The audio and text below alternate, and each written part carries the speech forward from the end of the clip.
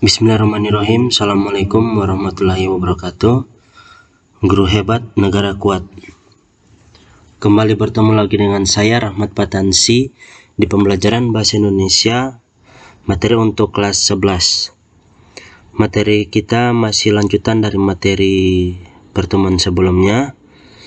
Dan untuk pertemuan yang sebelum-sebelumnya juga, jika masih ada hal yang kalian kurang mengerti dan pahami, silakan ditanyakan ke saya. Insya Allah akan saya jawab secara rinci untuk kalian.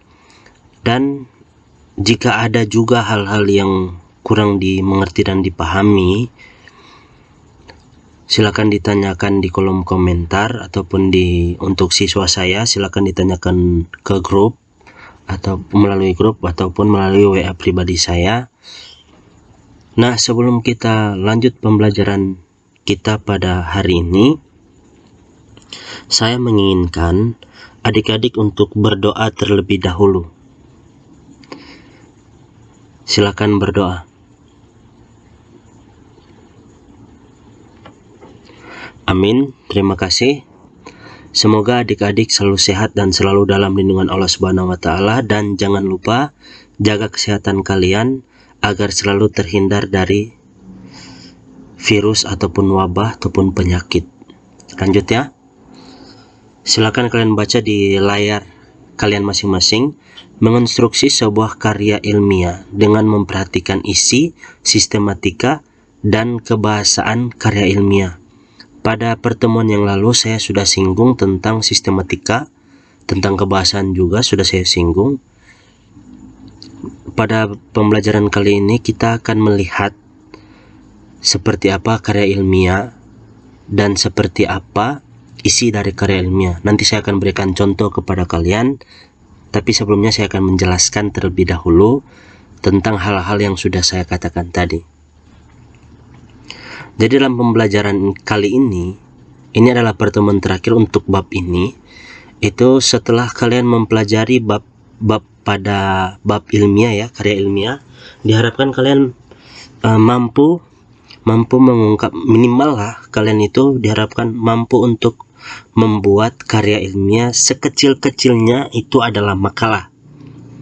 Jika kita tatap muka, saya meminta kalian untuk membuat makalah dengan contoh yang akan saya berikan.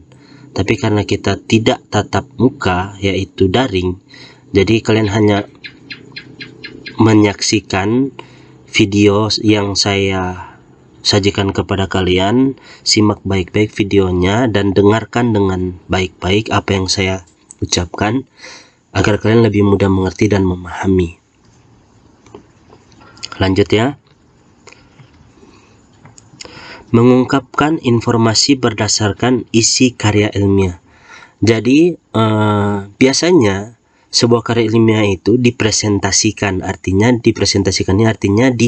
dipaparkan ya, dipaparkan di depan umum untuk menjadi bahan untuk para pendengar. Jadi kita memaparkan sebuah informasi yang kita susun berupa makalah ataupun karya ilmiah di depan orang banyak ya. Jadi kita mengungkapkan informasi berdasarkan isi dari karya ilmiah itu sendiri. Jadi kita mengungkapkan informasi ini sesuatu yang berharga, hal yang berharga yang harus diketahui oleh masyarakat luas. Paham ya? Jadi karya ilmiah yang menjadi bahan untuk diskusi lazimnya disebut dengan makalah.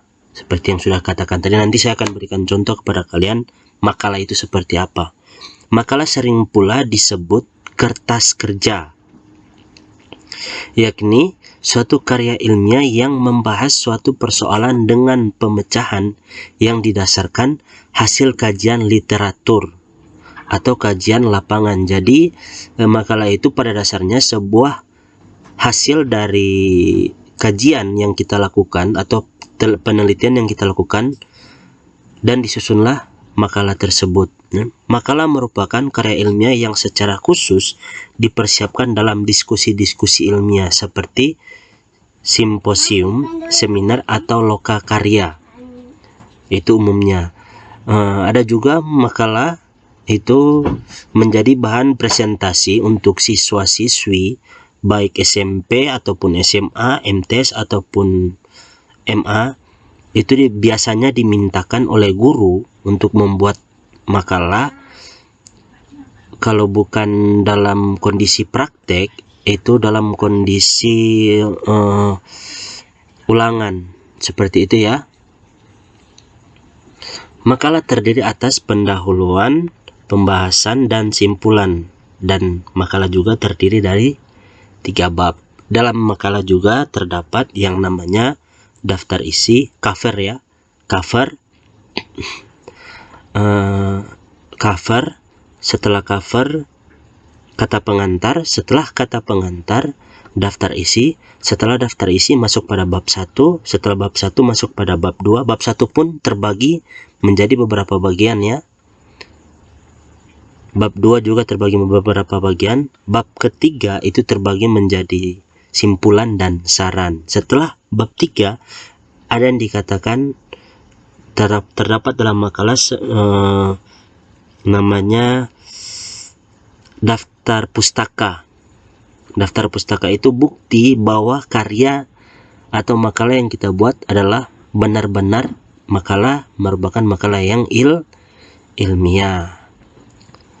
Insya Allah sampai di sini penjelasan saya, kalian paham ya. Berikut ya. Bab 1 dikenal dengan pendahuluan, bab 2 dikenal dengan pembahasan, bab 3 dikenal dengan simpulan. Seperti itu ya. Bab 1 atau pendahuluan terbagi menjadi 3, latar belakang masalah.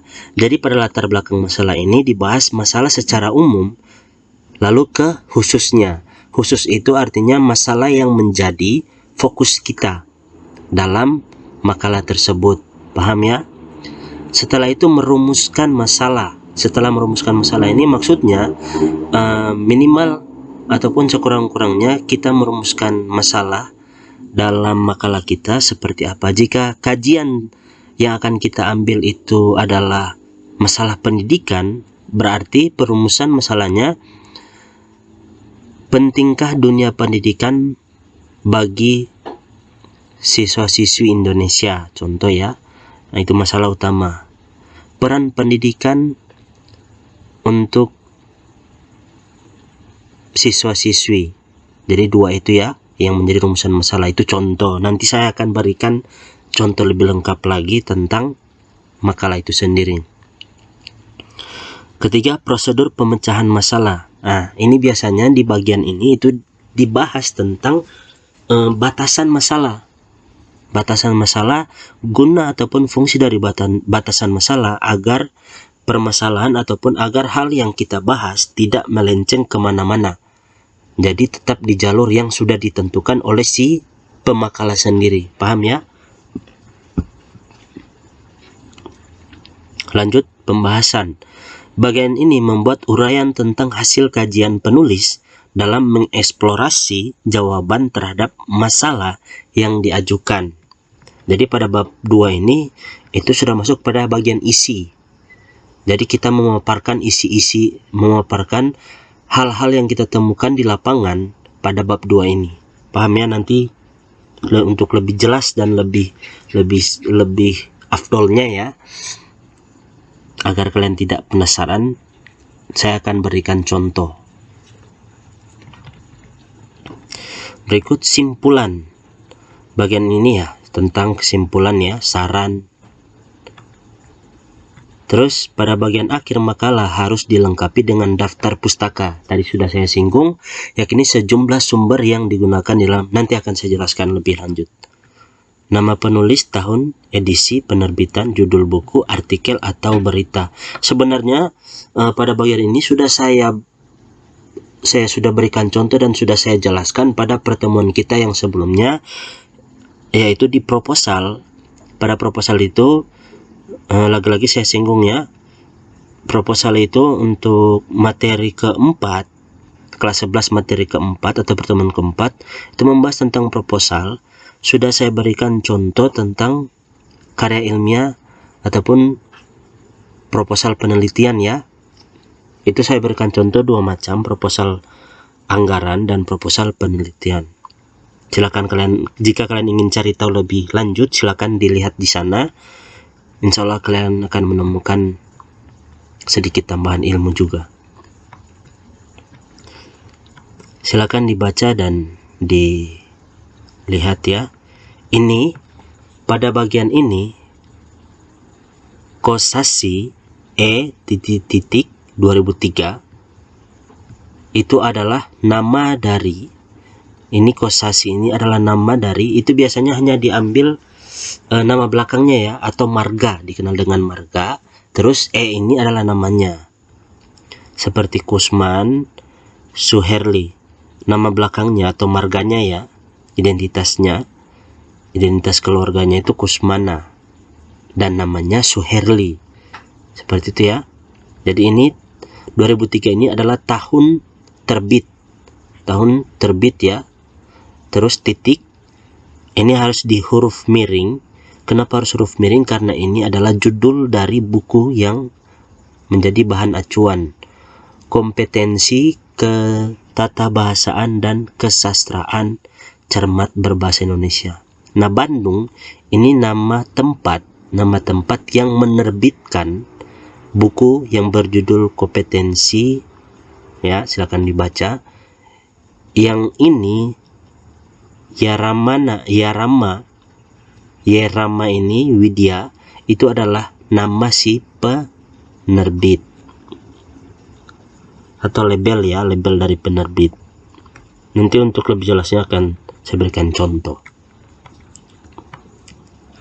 Nah ini ya, ini penjelasannya.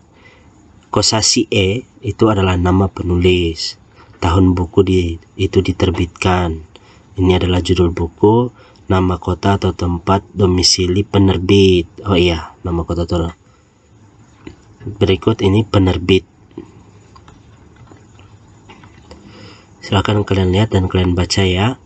Jika terlalu cepat saya scroll, silakan kalian pause.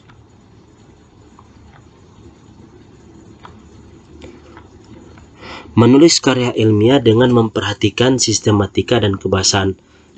Pertemuan yang kemarin sudah saya singgung dan sudah saya perlihatkan kepada kalian contohnya. Jadi jika kurang jelas, silakan tanyakan ke saya di kolom komentar ataupun melalui WA pribadi bagi siswa saya. Ya, yang pertama menentukan topik. Ya, jika kita ingin membuat, saya akan jelaskan kembali.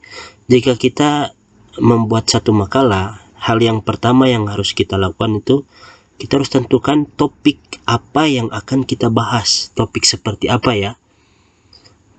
Biasanya untuk membuat makalah untuk yang menjadi presentasi, biasanya itu topik-topik itu berkaitan dengan pembelajaran ataupun berkaitan dengan sub-sub bab pembelajaran. Langkah awal menulis sebuah karya ilmiah adalah menentukan topik. Langkah awal itu lebih tepatnya disebut sebagai penentuan masalah. Seperti itu ya. Yang kedua, jadi ini yang sebelum yang kedua, ini kita harus perhatikan 4 bagian menarik perhatian penulis, dikuasai penulis, menarik dan aktual. Aktual itu terbaru ya. Ruang lingkupnya terbatas, seperti itu ya, ruang lingkupnya harus dibatasi.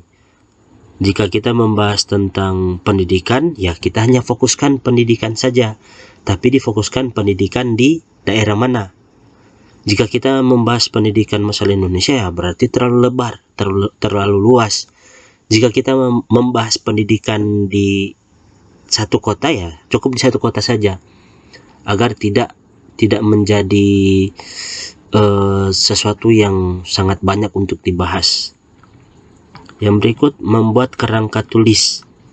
Langkah ini penting dilakukan untuk menjadikan tulisan kita tersusun secara lebih sistematis. Seperti itu ya. Ya ini. Peranan pemuda dalam pembangunan, itu judulnya.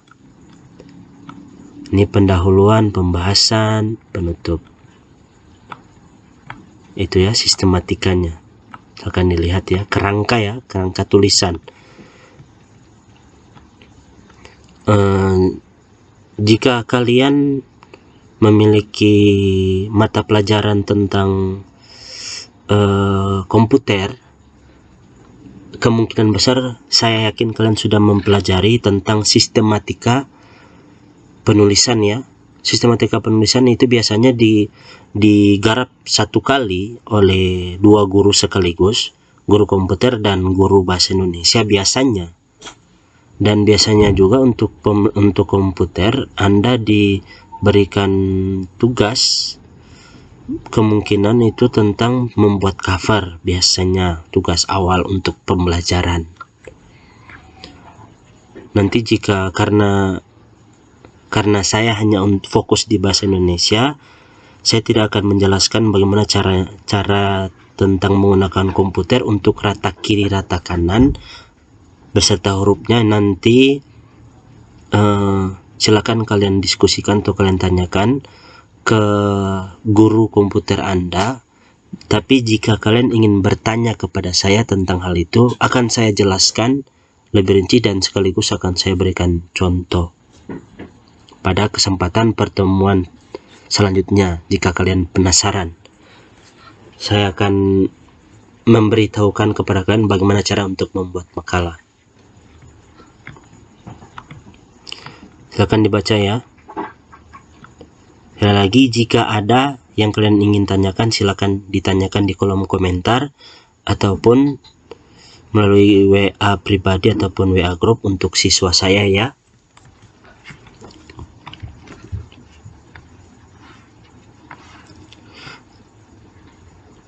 Nah, ini adalah aspek yang harus diperhatikan, daya tarik ataupun topik. Jadi jangan sampai kita salah memilih topik pembahasan. Kenapa jangan sampai salah? Karena topik itu menentukan kualitas dari makalah kita. Jika kita memilih topik yang salah, itu berdampak untuk makalah kita juga. Paham ya? Ketepatan dalam struktur teks, ketepatan juga strukturnya harus tersusun dengan baik ya. Jangan sampai mungkin ada kesalahan, tidak masalah karena mungkin kalian masih dalam tahap belajar, tapi setidak-tidaknya kesalahan itu harus diminimalisir. Minimalisir itu artinya harus diperkecil, paham ya? Berikut kebakuan dalam penggunaan kaidah kebahasaan. Nah, ini juga sangat penting aspek ini.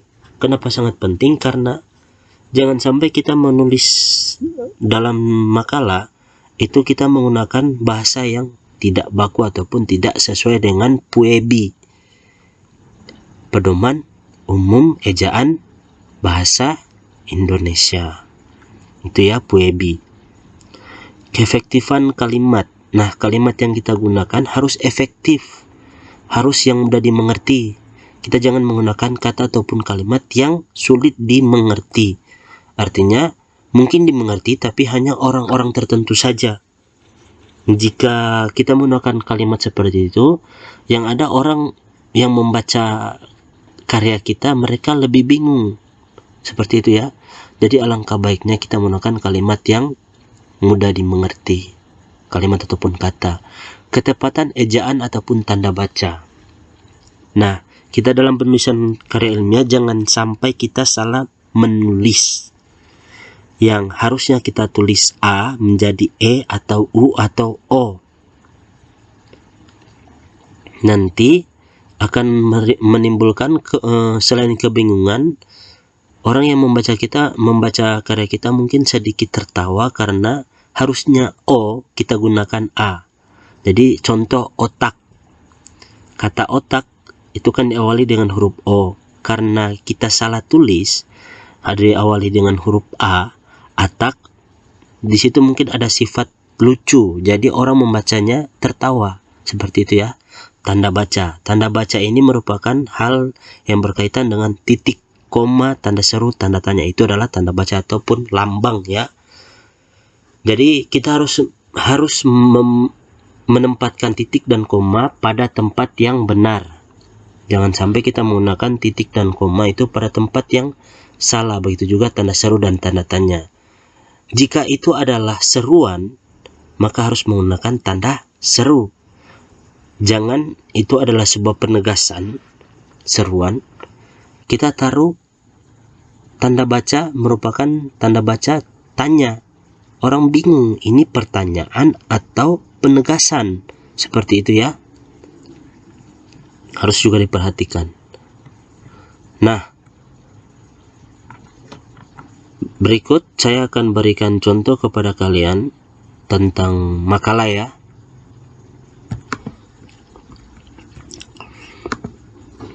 Jadi, ini adalah contohnya ya. Contoh dari makalah. Ini yang disebut dengan cover. Atau seperti ini saja. Nah, ini yang disebut dengan cover ya. Cover dari makalah sendiri. Jadi di atasnya tulis makalah. Sebenarnya jika dalam bahasa Indonesia, untuk bahasa Indonesia itu bisa ditulis makalah, juga bisa tidak ditulis, langsung saja judul, sumber dan ajaran agama Islam. Ini judulnya ya. Jadi ini judul kecil. Jika dalam bahasa Indonesia ini adalah judul kecil namanya. Yang ini ya, dari sini sampai di sini itu yang ini ya. Yang ini itu disebut dengan judul kecil. Paham ya? Ini adalah logo ataupun lambang dari sekolah. Ini universitas ya, kampus. Nah, disusunnya dalam penulisan bahasa Indonesia, untuk disusun itu tidak boleh, contoh ya. Contohnya seperti ini ya. Itu tidak boleh, walaupun kalian ingin terlihat semenarik mungkin, itu tidak boleh kalian tulis di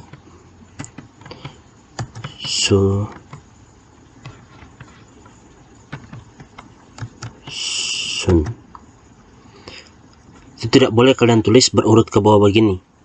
Itu dalam penulisan bahasa Indonesia itu salah, itu tidak bisa ya. Ataupun kata disusun oleh, itu oleh terus ke bawah itu agar terlihat lebih menarik, itu tidak boleh seperti ini ya. Ataupun jika kalian ingin tulis disusun terus olehnya, oleh seperti ini, itu tidak boleh ya. Salah, dalam penulisan bahasa Indonesia ini salah. Jadi ini tidak boleh seperti ini. Jadi harus seperti contoh yang tadi ya. Harus seperti contoh yang tadi ya. Seperti ini ya, disusun oleh titik 2. Terus kelompok 3. Nah, ini 1 2 3 itu nama dari kelompok ya. Nama-nama orang yang tercover dalam kelompok 3. Ini adalah cover ya. Contoh cover Fakultas Ekonomi. Jika kalian siswa, jadi di sini kalian tulis sekolah ya. Contoh sekolah Madrasah Aliyah Al-Hikmah Kota Mobagu, atau ya Kota Mobagu 2000 berapa 2021 ya, seperti itu. Ini contoh cover ya. Berikut, setelah cover itu ada dikenal dengan daftar isi. Untuk lebih mudah dan lebih gampangnya dalam penulisan daftar isi itu ada caranya. Caranya yaitu penulisan daftar isi secara otomatis. Tapi itu bagian komputer. Nanti silakan ditanyakan kepada guru komputer Anda bagaimana cara membuat daftar isi secara otomatis. Jadi tidak susah kalian ketik, susah payah kalian ketik. Itu cukup kalian tulis saja sedemikian rupa dan akan tersusun dengan rapi dan sangat-sangat rapi karena kalian menggunakan daftar isi otomat. Ini adalah daftar isi ya. Jadi halaman judul, halaman pengesahan, karena ini adalah untuk mahasiswa, halaman pengesahan itu ditandai dengan tanda tangan oleh dosen pembimbing ataupun dosen yang bertanggung jawab pada penelitian mahasiswa tersebut. Abstrak ini pengenalan secara gambaran secara umum tentang hasil penelitian ataupun penelitian yang dilakukan oleh si mahasiswa itu. Tapi kalian untuk pembuatan makalah, karena kalian siswa itu tidak perlu menggunakan abstrak, moto dan persembahan ini tidak perlu juga, langsung saja pada kata pengantar ya. Kata pengantar ini ya. Setelah kata pengantar, untuk makalah kalian langsung saja setelah kalian tulis ini halaman judul ya, cover halaman judul, terus kata pengantar, terus bab 1 pendahuluan. Itu untuk makalah. Tidak perlu kalian ikuti seperti ini karena ini sudah di tingkatan mahasiswa. Nanti dengan sendirinya kalian akan mengerti dan mengetahui cara pembuatan makalah ketika kalian sudah di tingkatan yang lebih tinggi, yaitu mahasiswa. Ya, paham ya? Untuk bab 1 pendahuluan itu harus di bold ya. Kenapa? Karena itu adalah subbab. Karena dia adalah subbab harus di bold. Paham ya? 1 ini 1.1 menandakan angka 1 ini 1.1, 1.2, 1.3, 1.4 menandakan bahwa ini adalah bagian dari bab 1. Paham ya? 1.1 latar belakang. Latar belakang ini membahas tentang kajian yang akan kalian lakukan. Terus bab 2 juga seperti itu, tinjauan pustaka ya, atau pembahasan. Karena untuk makalah dia cuma 3 bab.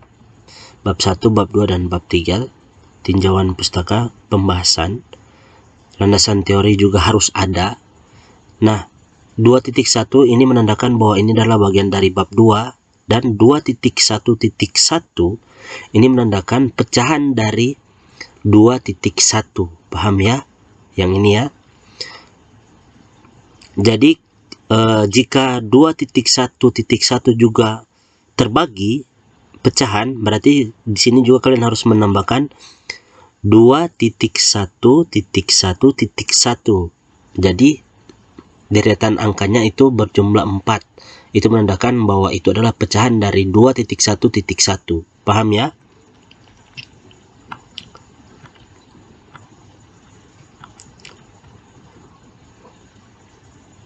Jadi harus sesuai dengan daftar yang kalian lihat di layar. Dia harus, jika itu adalah pecahan dari seperti ini ya, seperti ini dan yang di atas ini, jika itu adalah pecahan, jadi itu harus di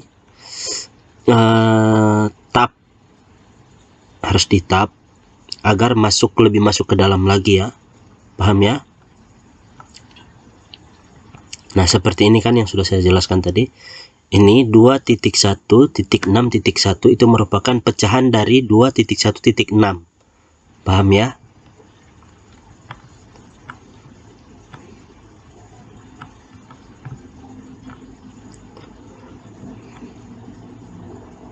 Nah, ini juga 2.1.8.1 itu adalah pecahan dari 2.1.8. Seperti ini juga 2 titik ini 1, 2, 3, 4, 5 ya. Yang tadinya 4 di atasnya, yang tadinya di atasnya 3, terus menjadi di pecahan juga 4 ya, pecahan juga menjadi 5 ya.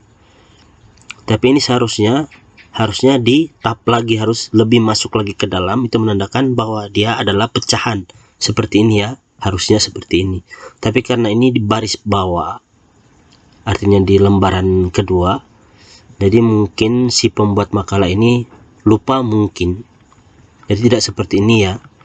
Hanya penulisannya saja seperti ini, tapi karena ini pecahan harusnya itu di tab lagi agar lebih masuk lagi ke dalam. Silakan dilihat ya. Ini adalah bab 3. Bab 3 metodologi penelitian. Tapi karena kalian hanya untuk buat makalah, bab 3 itu langsung saja penutup ya. Penutup dan kesimpulan. Simpulan dan saran. Paham ya? Lanjut. Kata pengantar. Kata pengantar, jika kalian mengatakan, oh saya ingin buat sendiri kata pengantarnya, silakan. Akan tetapi jangan keluar dari konsep yang ada ya. Ini adalah kata pengantar.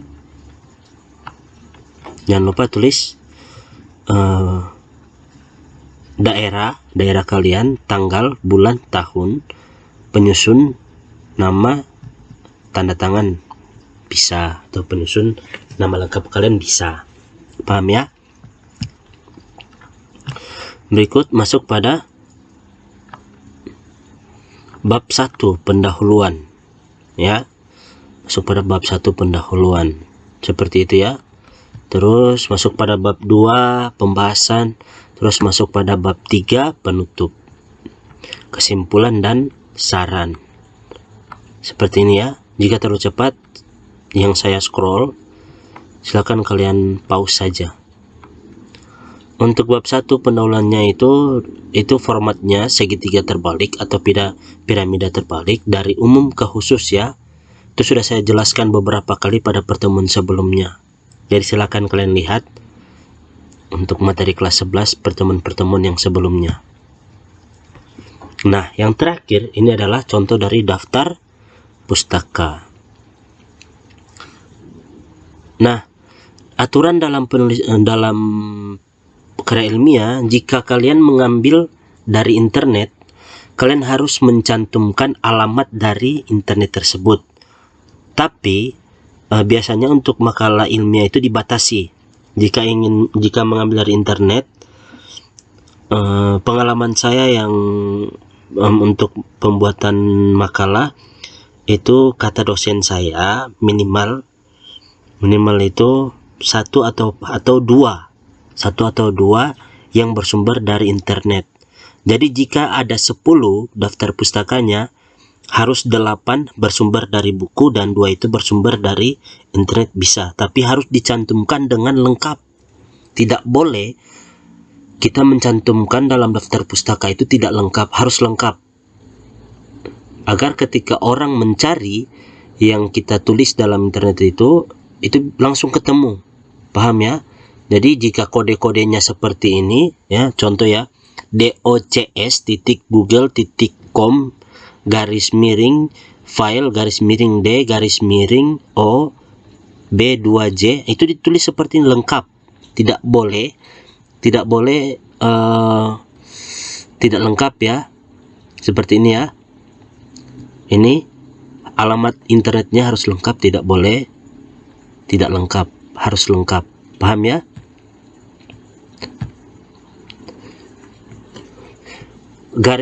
Tulisan miring itu adalah tulisan judul ya. Seharusnya ini diberi warna biru, menandakan bahwa itu berasal dari internet karena ada HTTP. Jangan lupa ya tulis HTTP-nya. Paham ya? Nama si pengarang, si penulis harus ditulis dengan awalan huruf besar. Paham ya? Nah, jika seperti ini jadi tidak boleh sambungannya itu rata sama tulisan yang terdahulu. Tidak boleh ya, karena ini sambungan. Jadi ini harus ditap lagi masuk ke dalam agar tidak sama rata dengan yang sebelumnya. Seperti ini ya. Nah, ini kan hanya pendek judulnya. Jadi sampai sini selesai, lanjutkan dengan yang baru, dan dilanjutkan dengan yang baru. Tapi karena ini lebih, jadi harus ditap ya, agar tidak rata dengan yang di atas. Paham ya?